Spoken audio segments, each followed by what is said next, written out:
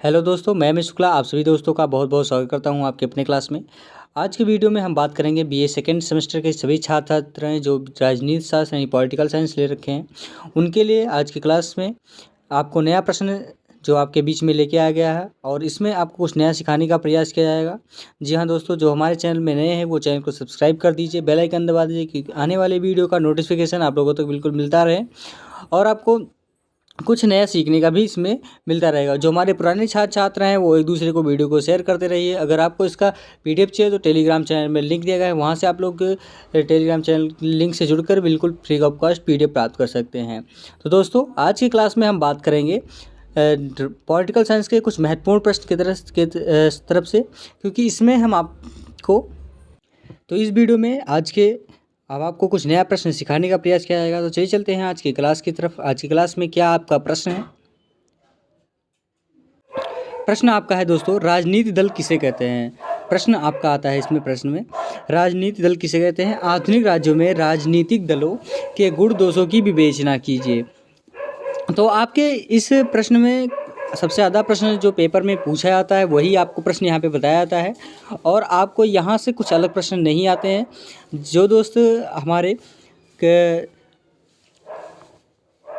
अलग यूनिवर्सिटी से बिलोंग करते हैं उनके लिए भी ये प्रश्न बहुत ही महत्वपूर्ण है। जो जिनका बहुविकल्पीय प्रश्न है, यानी कि बात करें तो ओएमआर द्वारा पेपर देते हैं, तो उनके लिए भी ये प्रश्न बहुत ही महत्वपूर्ण है, क्योंकि इसी से प्रश्न बनता है। यहीं से जब आप प्रश्न अच्छे से पढ़ लेते हैं तो इसी में आपका प्रश्न पुट अप होने लगता है। तो अलग से कोई भी प्रश्न नहीं आता है, आपका टॉपिक भी यही होता है। तो अब बस आप लोग को ध्यान से प्रश्न को पढ़ना है और अच्छे से पढ़ते हुए ये पूर्ण रूप से आपको क्वेश्चन कंप्लीट करना है। तो इसमें आपको लिखना है कि प्रजातंत्रीय शासन व्यवस्था में जनता द्वारा प्रतिनिधियों के निर्वाचन और प्रतिनिधियों द्वारा शासन व्यवस्था के संचालन की संपूर्ण प्रक्रिया को पूर्ण करने के लिए राजनीतिक दलों का अस्तित्व अनिवार्य है। यानी कि इसमें कहा गया है कि जो प्रजातंत्रीय शासन व्यवस्था होती है उसमें जो जनता द्वारा प्रतिनिधि को हम निर्वाचन करते हैं या हम किसी नेता को चुनते हैं, तो उसकी जो शासन व्यवस्था होती है वो पूर्ण रूप से क्या करती है, राजनीतिक दलों के अस्तित्व पर ही निर्भर होती है। यानी कि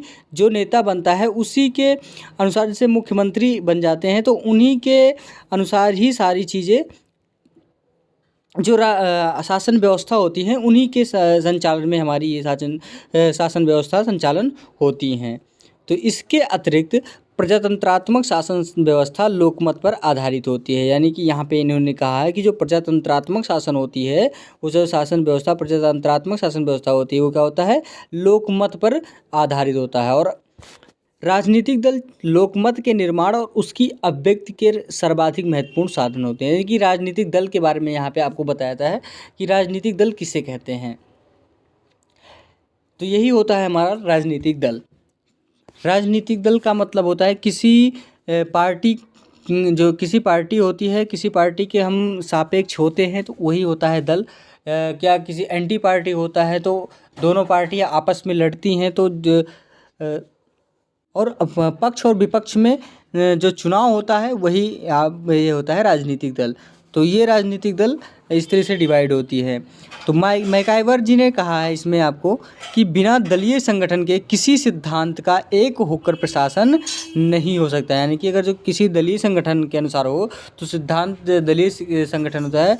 अगर किसी सिद्धांत का अगर बात करें तो एक होकर प्रशासन नहीं कर सकते हैं और किसी भी नीति को क्रमबद्ध विकास नहीं हो सकता है। जो क्रमबद्ध विकास के रूप में यहाँ पे संचालन किया गया है, यानी बताया गया है, उसको ये इन्होंने कहा है कि पूर्ण रूप से ये नीति नहीं हो सकती है। संसदीय चुनावों की वैज्ञानिक व्यवस्था ही हो सकती है जिनके द्वारा कोई भी दल शक्ति का प्राप्त करता है और स्थिर रखता है। यहीं पे ब्राइस जी ने लिखा है कि राजनीतिक दल अनिवार्य है, कोई भी बड़ा देश उसके बिना नहीं रह सकता है। किसी व्यक्ति ने यह नहीं बताया है कि प्रजातंत्र उसके बिना कैसे चल सकता है। ये मतदाताओं के समूह की अराजकता में किसी व्यवस्था क्या करता है, उत्पन्न करता है, जो मतदाताओं द्वारा होता है। यानी कि मतदाता का मतलब होता है जो वोटिंग करते हैं या जो मतदान करते हैं उन्हें हम मतदाता कहते हैं। जैसे अगर आप वोटिंग करने गए हैं तो आपको ही मतदाता कहा जाता है, या मतदान करने वाले व्यक्ति को हम मतदाताओं के रूप में कह सकते हैं। तो ये मतदाता क्या करते हैं कि अराजकता से जो व्यवस्था उत्पन्न होती है उसी के समूह से उत्पन्न होते हैं। यदि दल की में कुछ बुराइयां उत्पन्न होती हैं तो वह बुराइयां क्या करती हैं, वो दूर या कम करते हैं। तो जो भी किसी भी दल की जो बुराइयां उत्पन्न होती हैं किसी भी व्यक्ति द्वारा या किसी भी राजनीति के दल के व्यक्ति द्वारा होती है, तो उनकी जो बुराइयां होती हैं उनको दूर किया जाता है और कम करने का प्रयास करते हैं। सामान्यतः किसी देश के विधान या कानून के अंतर्गत राजनीतिक दलों का उल्लेख नहीं होता है, किंतु व्यवहार में राजनीतिक दलों का अस्तित्व उतना ही आवश्यक और उपयोगी है जितना कि विधान या कानून में। यानी कि यहाँ पे उन्होंने बताया है कि सामान्य अगर किसी देश का विधान या कानून के अंतर्गत राजनीतिक दलों का जो उल्लेख नहीं होता है, उसमें राजनीतिक दलों का अस्तित्व ही उतना ही उपयोगी होता है जितना कि विधान और कानून का उपयोगी होता है। विधान का मतलब होता है कि जैसे आपका होता है संसद का हो गया, और कानून का मतलब आपको पता ही है, जो कानून न्याय के बारे में न्याय प्रणाली जारी करता है राष्ट्रपति के द्वारा होता है उसका। और जो विधान होता है, जो विधान है आपका, वो आपका होता है, वो है आपका संविधान। वो आपका क्या होता है, संविधान। तो इसी को हम विधान कहें या संविधान, यानी कि जो हमारा पूर्ण रूप से विधान लागू है संविधान, वो आपका इन्हीं के बारे में यहाँ पे यानी कि राजनीतिक दलों के बारे में ही तुलना किया गया है। अमेरिका संविधान यानी कि अमेरिकी संविधान निर्माता अपने देश में किसी भी रूप में राजनीतिक दलों को पनपने नहीं देना चाहते थे, लेकिन संविधान को लागू किए जाने के साथ ही दलीय संगठन यानी अमेरिका राजनीतिक जीवन को एक ही प्रमुख विशेषता बन गई है।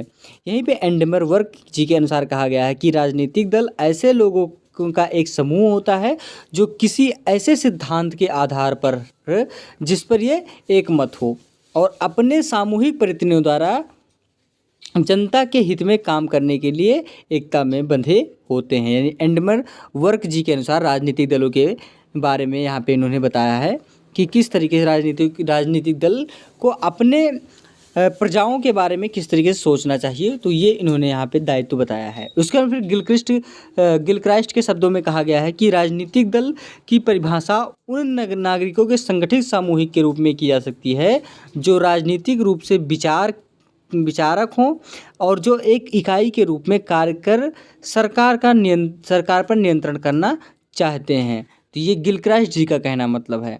और फिर मैकाइवर जी के शब्दों में कहा गया है इसमें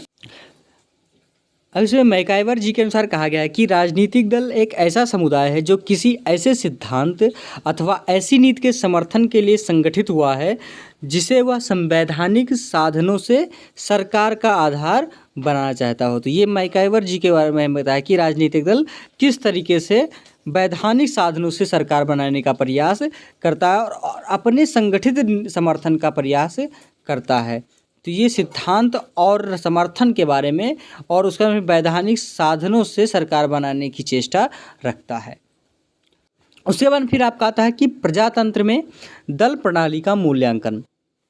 प्रजातंत्र में किस तरीके से दल प्रणाली होता है उसका मूल्यांकन किस तरीके से करना चाहिए वो आपको यहाँ पे हम बताने का प्रयास करेंगे।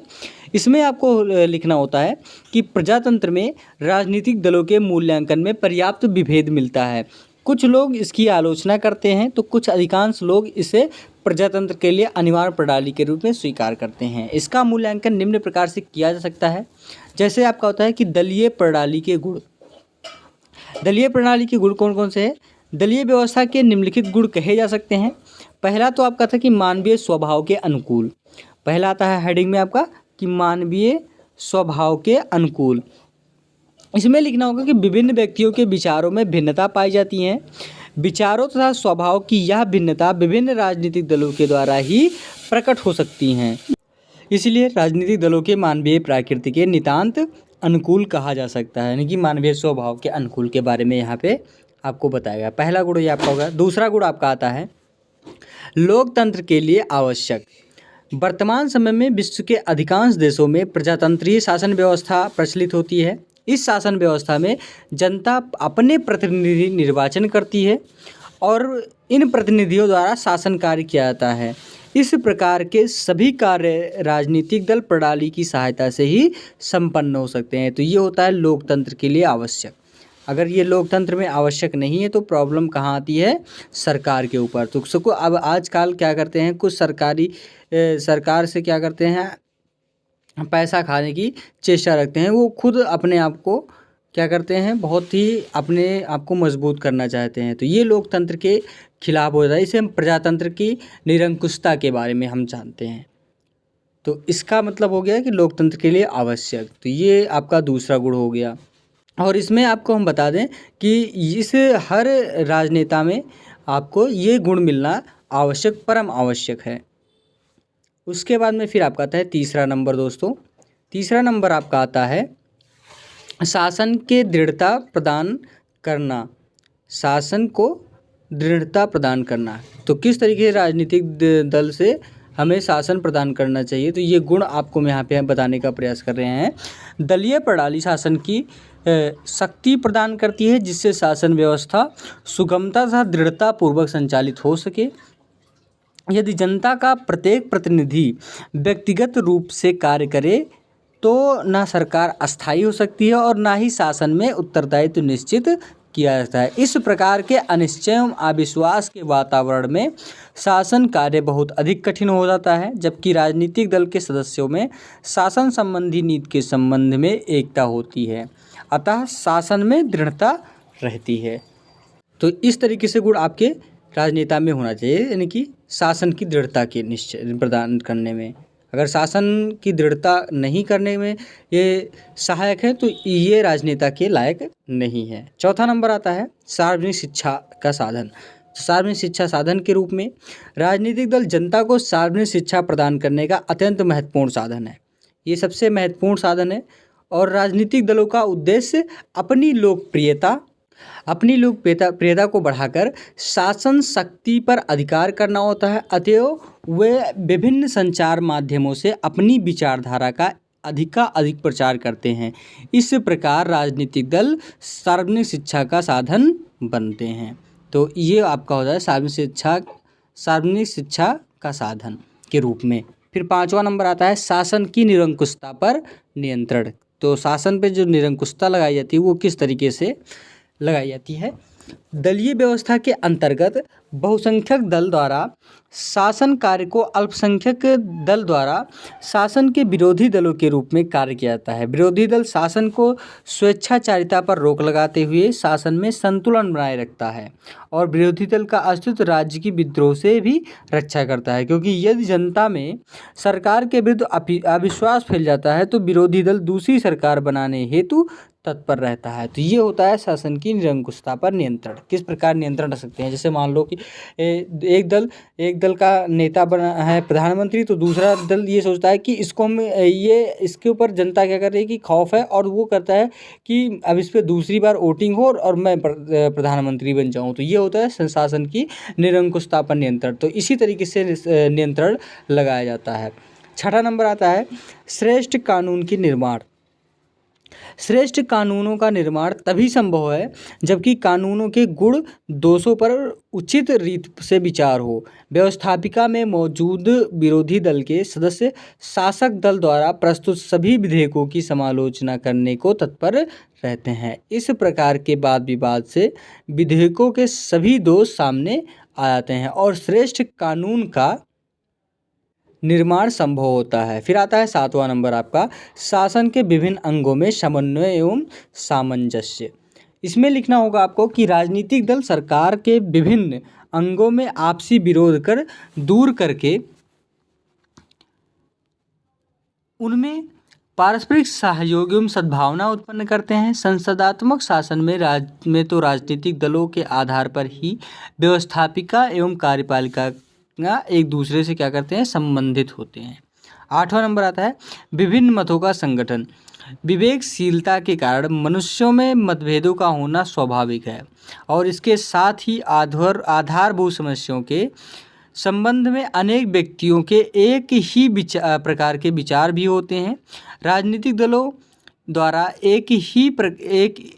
इस प्रकार का आधारभूत एकता रखने वाले व्यक्तियों को संगठित करने का उपयोगी कार्य किया जाता है, ताकि वे एक इकाई के रूप में कार्य कर सकें। तो ये होता है संगठन के रूप में मत। फिर 9वां नंबर आता है राष्ट्रीय एकता का साधन।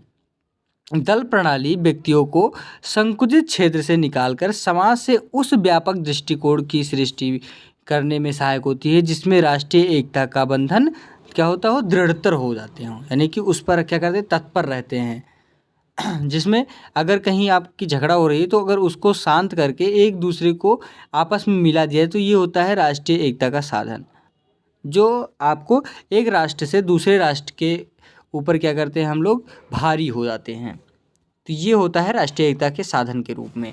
उसके बाद में फिर आपका आ जाता है नेक्स्ट प्रश्न, नेक्स्ट टॉप पॉइंट 10 नंबर सामाजिक एवं सांस्कृतिक विकास।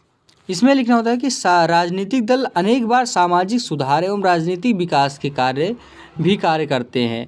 विभिन्न राजनीतिक दल पुस्तकालय, वाचनालय एवं अध्ययन केंद्र स्थापित करके बौद्धिक एवं सांस्कृतिक विकास में भी योग देते हैं। तो ये आ जाता है आपका सामाजिक एवं सांस्कृतिक विकास के रूप में कार्य करते हैं। उसके बाद फिर आपका दल पद्धति के दोष। अब यहाँ पे हमने आपको दल पद्धति के गुण के बारे में बताया। अब यहाँ पे आपको दोष, इसके दोष कौन कौन से हैं इसमें लिखना होगा कि वर्तमान समय में राजनीतिक दलों का जो विचार संकीर्णता के फलस्वरूप उनमें दोष भी आ गए हैं। कौन कौन से दोष हैं वो निम्नलिखित रूप से हैं। पहला तो आपका आता है लोकतंत्र के विकास में बाधक। लोकतंत्र के विकास में बाधक, राजनीतिक दल लोकतंत्र की व्यक्तिगत स्वतंत्रता को नष्ट करके लोकतंत्र के विकास में बाधक बन जाते हैं। जो लोकतंत्र बनाया जाता है उसमें को ना विकास ना करके उसमें क्या करते हैं, उस पर त्रुटि डाल देते हैं, एरर डाल देते हैं, जिससे वो क्या होता है कि विकास में कभी विकास नहीं कर पाता है और वो क्या करते हैं विकास पे रोक लगा देते हैं। उसका में दूसरा नंबर आता है राष्ट्रीय हितों की हानि। राष्ट्रीय के हितों में हानि कैसे होती है? व्यवहारिक रूप से व्यक्ति जाने अनजाने में दल के हितों को राज्य के हितों में अधिक प्राथमिक दे देते हैं और जिससे क्या होता है राष्ट्रीय हितों में हानि पहुंचती है।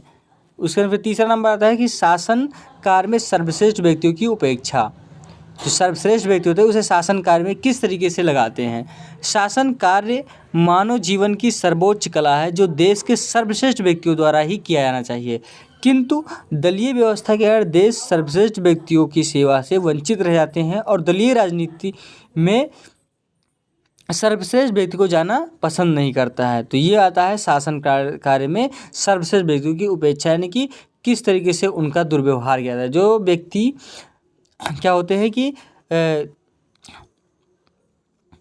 सर्वश्रेष्ठ व्यक्ति होते हैं यानी कि गुण से परिपूर्ण होते हैं, उनको उस विभाग में यानी कि उस दल से निश्चित कर देते हैं, यानी कि उसमें जाने से वंचित कर देते हैं, उनके उसी को लायक नहीं करते हैं, जिनको उनका मन करता है उन्हीं को ही बनाते हैं।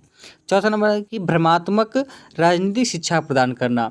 व्यवहारिक रूप से राजनीतिक दल जनता को सही राजनीतिक शिक्षा ना प्रदान करके उन्हें धोखे में डालने की चेष्टा करता है और अपने स्वार्थ के लिए झूठ को सच और सच को झूठ कहना वे अपना कर्तव्य समझ बैठते हैं। चौथा नंबर आपका आता है कि भ्रमात्मक राजनीतिक शिक्षा प्रदान करना। व्यवहारिक रूप से राजनीतिक दल जनता को सही राजनीतिक शिक्षा ना प्रदान करके उन्हें धोखे में डालने की चेष्टा करता है और स्वार्थ के लिए क्या करते हैं, झूठ को सच और सच को झूठ कहना वो अपना कर्तव्य मानते हैं। तो ये राजनीतिक शिक्षा के बारे में यहाँ पे आपको बताया गया है। उसका फिर छठा नंबर आता है आपका, पांचवा नंबर आता है कि सामान्य नैतिक स्तर पर में गिरावट, यानी कि सामान्य नैतिक जो स्तर है उसमें कैसे गिरावट आती है। राजनीतिक दलों का मुख्य उद्देश्य किसी प्रकार के राजनीतिक सत्ता प्राप्त करना होता है, जिसके लिए वे नैतिक व अनैतिक सभी प्रकार के उपाय अपना लेते हैं। तो ये आते हैं कि सामान्य नैतिक स्तर में किस तरीके से गिरावट आती है।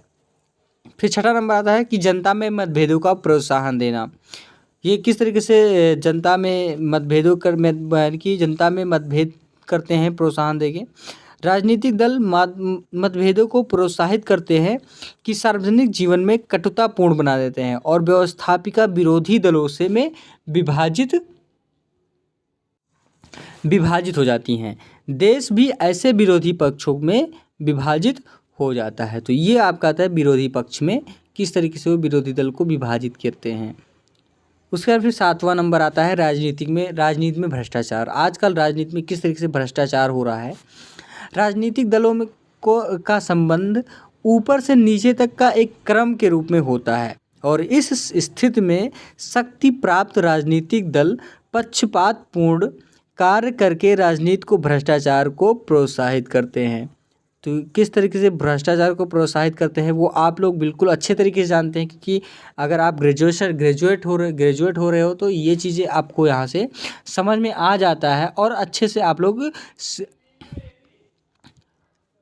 परिपक्व हो जाते हैं समझने के लिए। तो ये हो जाता है राजनीति में किस तरीके से भ्रष्टाचार होते हैं। आप लोग को पूर्ण रूप से पता है कहाँ कहाँ ये अपना किस तरीके से सारे काम करते हैं, गैर कानूनी धंधे को अपनाते हैं। तो ये सारी चीज़ें राजनीति में भ्रष्टाचार करते हैं। 8वां नंबर आता है कि समय एवं धन का अपव्यय, कि समय और धन का किस तरीके से ये नाश। इसके मूल दोष होते हैं कि व्यवस्थापिका में मात्र विरोधी की धारणा को बनाकर विरोधी दल विरोध करता है, जिसमें समय एवं धन दोनों का अपव्यय होता है।